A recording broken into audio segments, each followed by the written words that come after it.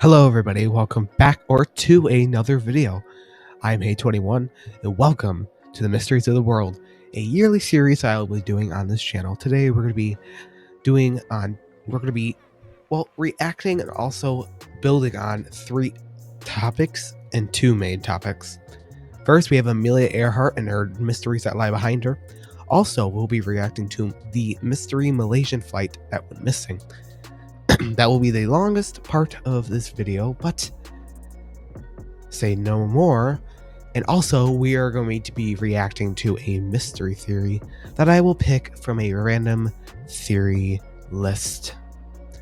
All right, let's get into it.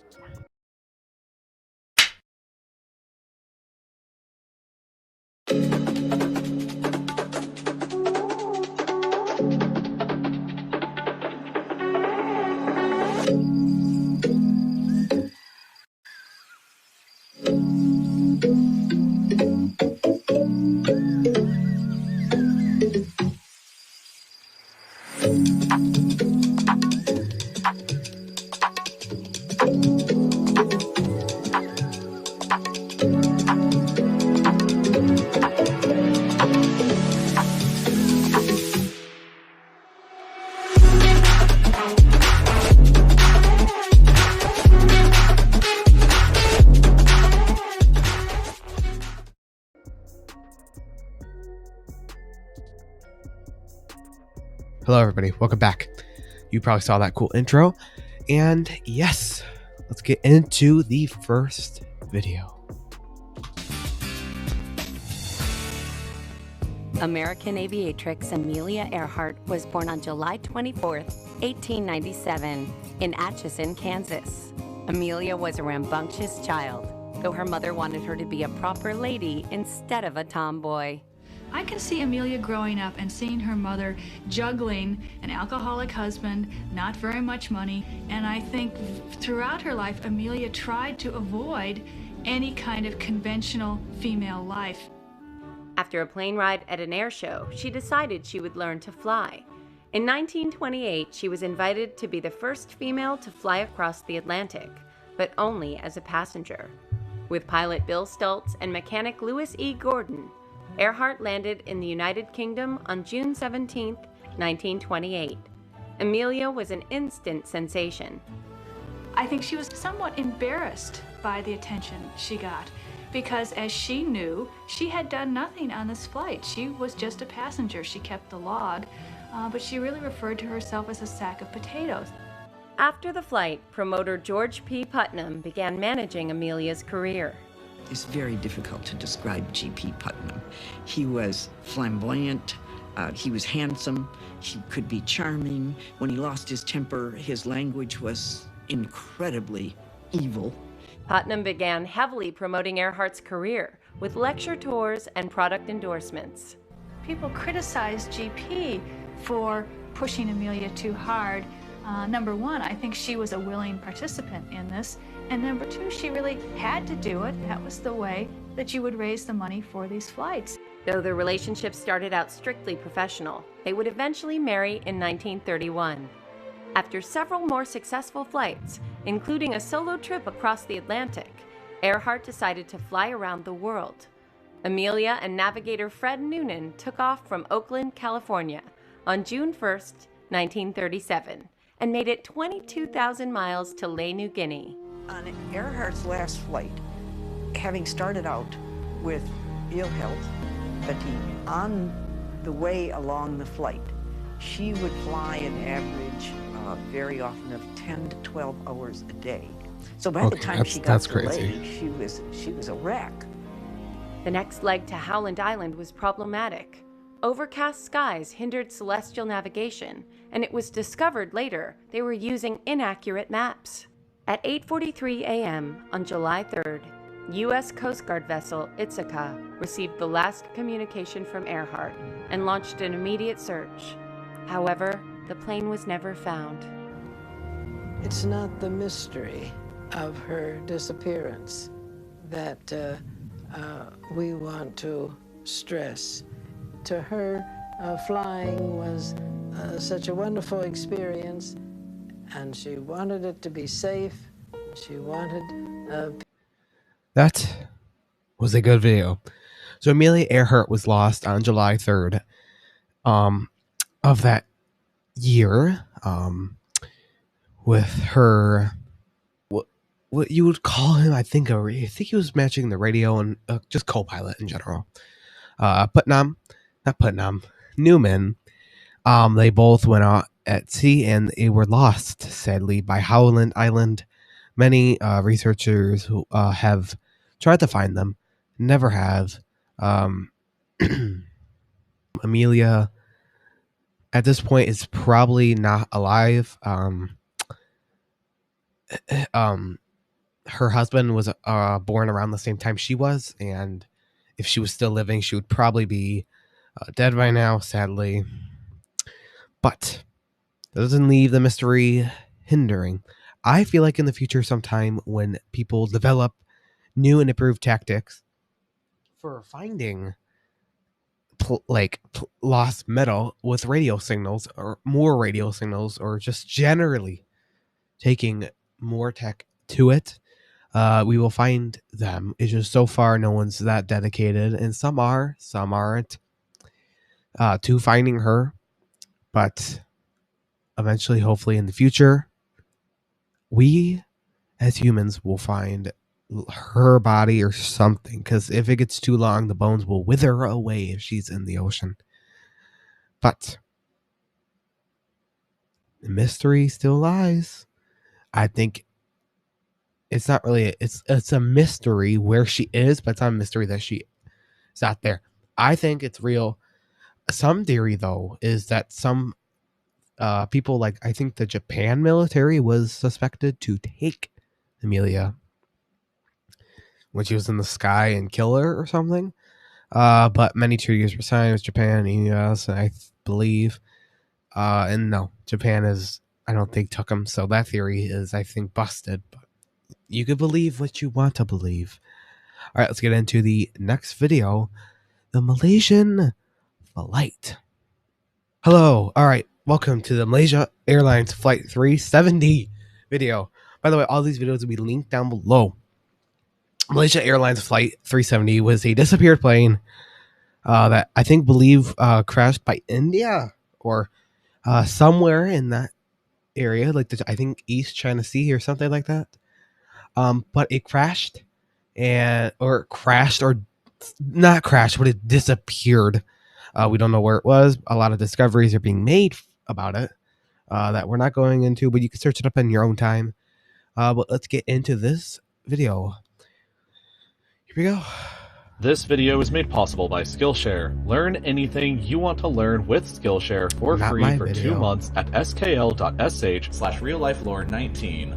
Malaysia Airlines Flight 370 was a scheduled flight on March 8, 2014 that was scheduled to leave from Kuala Lumpur in Malaysia at 12:35 a.m. and arrive in Beijing, China at 6:30 a.m. But Flight 370 never arrived in Beijing, and now over 4 years later since the plane mysteriously vanished, we still don't have an answer for what happened to it or where exactly it currently is. The disappearance of the plane mid-flight and the lack of any conclusive answers has guaranteed that Flight 370 remains the greatest mystery in aviation history. This video is my attempt to give you as much information as possible and to help explain how exactly a plane can go missing in the 21st century. First, the basics. Flight 370 was one of 2 daily flights operated by Malaysia Airlines that made flights between Kuala Lumpur and Beijing. Flight 370 was scheduled to leave Kuala Lumpur on the 8th of March at 12:35 a.m. and arrive in Beijing at 6:30 a.m. for a total flight time of 5 hours and 34 minutes. The aircraft that was being flown was a Boeing 777 passenger jet that was carrying enough fuel to remain in the air for 7 hours and 31 minutes, more than enough time to make a diversion in the event of an emergency. Yep. The plane itself was 11 years old and had no previous incidents of mechanical issues reported. Important. The flight was operated by a crew of 12 people, all of whom were Malaysian citizens, and 2 pilots. The pilot in command was 53-year-old Zahir Ahmad Shah, a longtime employee who had joined Malaysia Airlines back in 1981 and had over 18,000 hours of flight time experience. His co-pilot was 27-year-old Farik Abdul Hamid, who had been with the company for 7 years and had over 2,700 hours of flight experience as well. In addition to these 2 pilots and 10 other crew members, there was a total of 227 passengers that were on board. 153 Chinese citizens, 50 Malaysians, 7 Indonesians, 6 Australians, 5 Indians, 4 French, 3 Americans, 2 Canadians, 2 Iranians, 2 New Zealanders, 2 Ukrainians, 1 Dutch, 1 Russian, and 1 Taiwanese.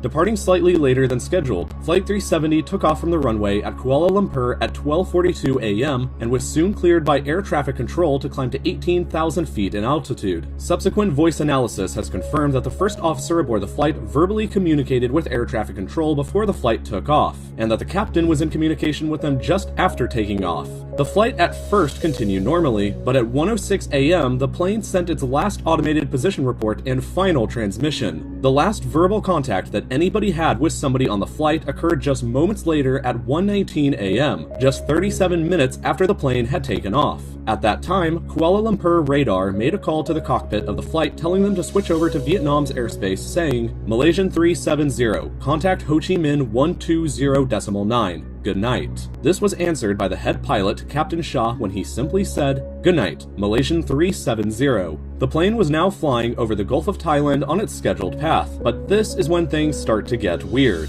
Just 3 minutes after making their final verbal contact with the outside world, at 1:21 a.m., Flight 370 suddenly vanished from the radar screens at both Kuala Lumpur and Ho Chi Minh City. This means that the transponder on board the flight was no longer working at this time. There were very few clouds in the area with no storms, which means it's extremely likely that the transponder was manually turned off by somebody instead. Military radar was still capable of tracking the flight after this point though, and here's what happened next. For whatever reason, the plane began to make a turn right, but then took a sudden left turn to a southwesterly direction. Flight 370 then flew in this direction directly back over the Malay Peninsula, fluctuating a few thousand feet in altitude. At 1:52 a.m., Flight 370 was detected to cross just south of Penang Island and then took another turn to fly across the Strait of Malacca. The last location of MH370 known with certainty was about here over the Indian Ocean at 2:22 a.m., which was near the limits of the Malaysian military radar. Despite being lost to radar, the flight was still making satellite communications. Based on an analysis of this satellite data, it has been concluded that MH370 then took another bizarre turn in this general direction and area and continued to fly this way for over 5 hours. The whole time this part of the trip was happening, the aircraft satellite communication system was responding to hourly status requests from the satellite company Inmarsat. A phone call was made to the cockpit again at 2:39 a.m., which rang but went unanswered by anybody inside. Over 4 hours later at 7:13 a.m., another phone call was made to the cockpit, but this time too, it just rang and went unanswered. By 7:24 a.m., while still airborne somewhere over the Indian Ocean, the flight was 1 hour late past its scheduled arrival in Beijing. The Malaysian government announced that they had lost contact with the plane and that search and rescue operations had been mobilized, but unknown to them at the time, MH370 was still flying.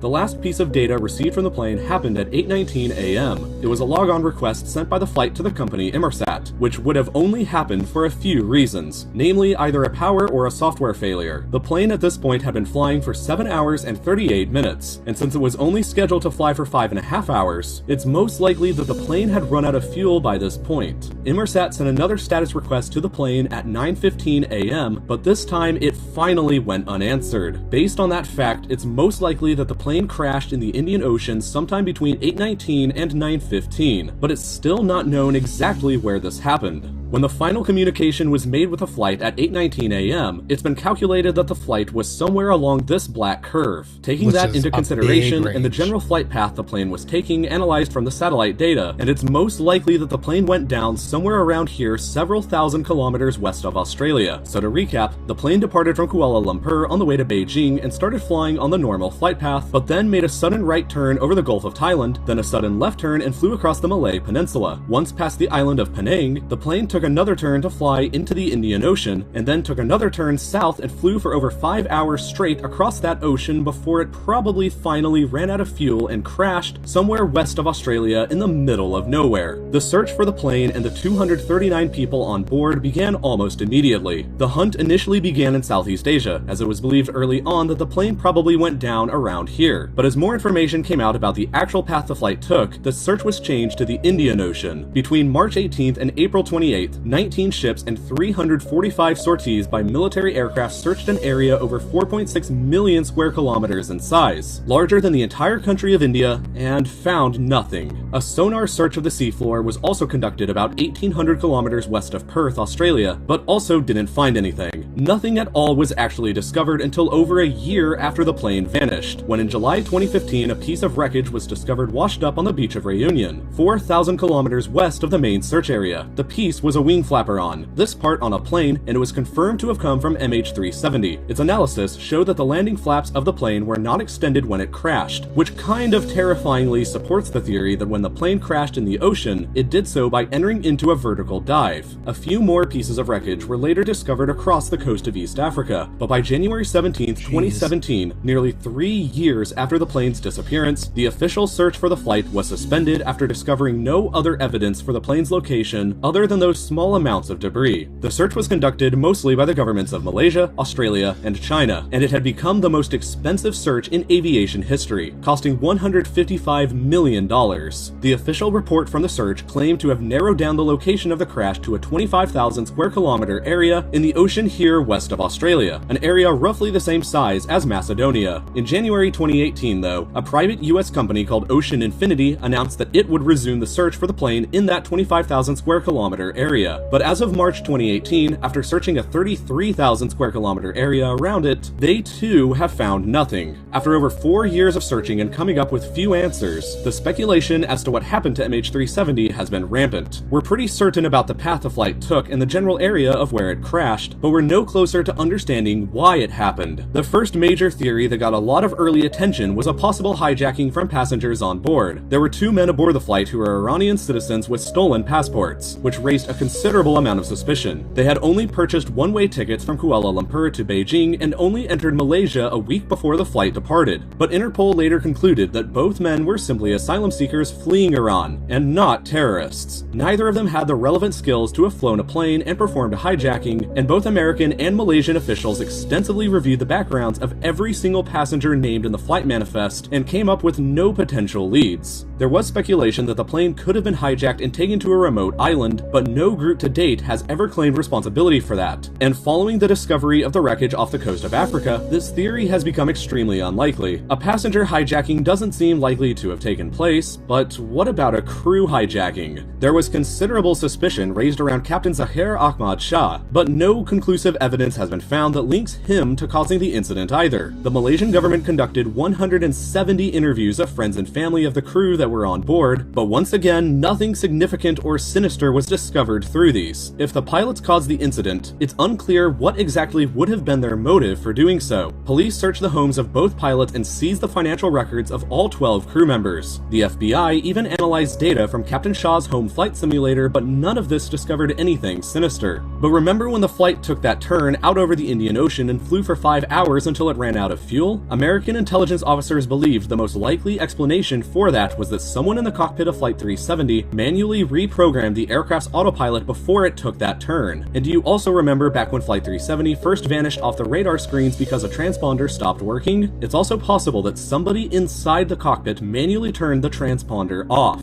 Despite it seeming likely that somebody in the crew was responsible, there's still zero conclusive evidence to prove that that's what actually happened. There's a few other weird theories out there about what went on, ranging from the plane getting sucked into a black hole to getting abducted by aliens. There's also a theory that the plane was hijacked remotely by cybercriminals that gained access to the flight controls, but Boeing has denounced this idea as impossible. The final theory I haven't discussed yet is the fire/hypoxia theory. It's possible that a fire may have started somewhere on board the plane while en route to Beijing. The theory goes that the pilots decided to turn back and wanted to attempt an emergency landing at the nearest suitable airport in northern Malaysia. Based on an analysis of the timing of the satellite communications data, a power interruption mid-flight would be the most likely reason for it. It's unknown what may have caused a power interruption though, since it's been ruled out that it was an engine issue. It could have been somebody inside manually switching off the aircraft's electrical system, but who knows why that would have happened. The Australian Transport Safety Bureau concluded that an unresponsive crew resulting from a potential cabin decompression event was the most likely explanation for when the plane flew for 5 hours straight across the Indian Ocean. If this happened, then everybody on board the flight would have been unconscious for hours up to when it crashed in the ocean. This is all pretty speculative though, because A, it's unknown what might have caused the decompression event happening, B, it's unknown what might have caused the power interruption happening, and C, even if a fire did happen on board and the crew attempted an emergency landing in Malaysia, why did they continue to fly over Malaysia and then change course out over the Indian Ocean? No matter what theory you might think is most likely, every single one has some holes in it that make any of them seem doubtful.